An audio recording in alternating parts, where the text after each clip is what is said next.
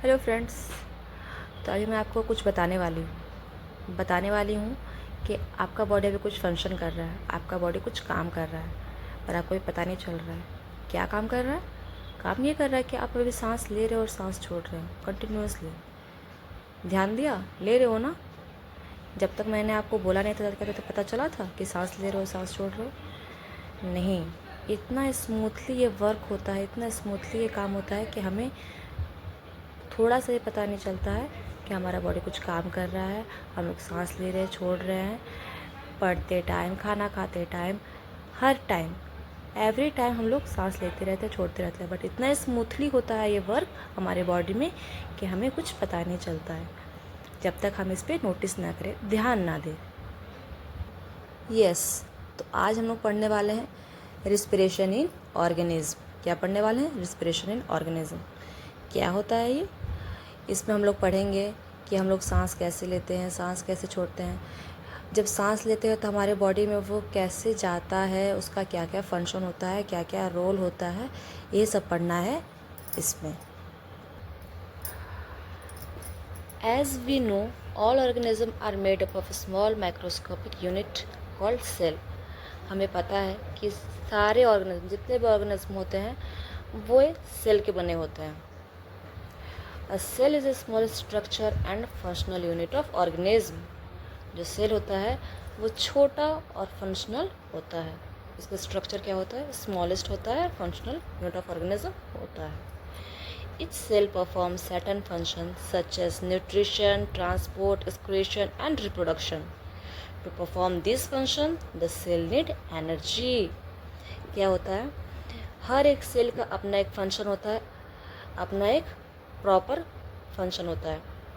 और उसे परफॉर्म कैसे करते हैं? उसे परफॉर्म करने के लिए उसे चाहिए होता है एनर्जी।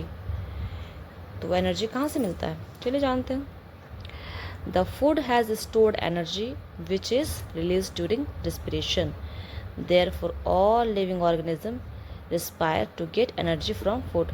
हम लोगों ने पिछले चैप्टर में पढ़ा था कि खाना खाने से हमें एनर्जी मिलती है। तो क्या खाना खाने से डायरेक्ट हमें एनर्जी मिल जाती है? नहीं।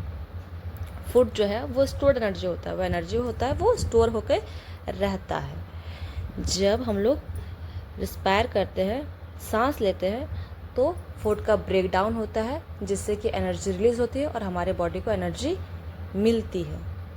समझे? तो रिस्पिरेशन कितना ज़रूरी है हमारे लिए।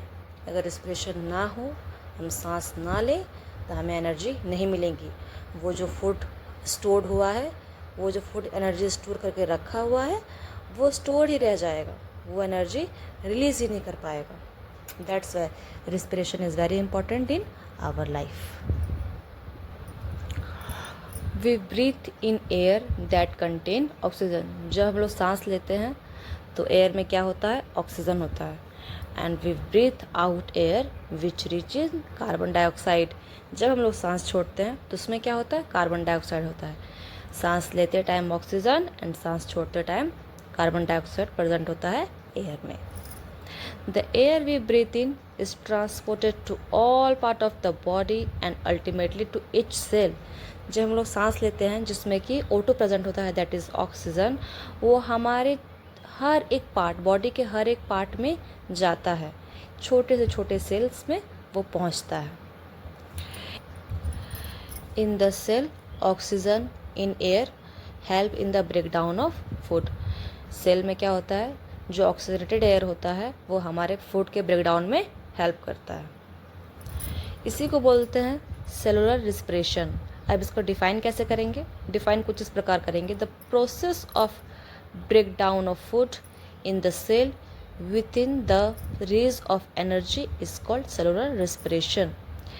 द प्रोसेस जिसमें ब्रेक डाउन ऑफ फूड हो, फूड टूटे by the utilization of oxygen is called cellular respiration. और उसको डिफाइन कैसे करेंगे?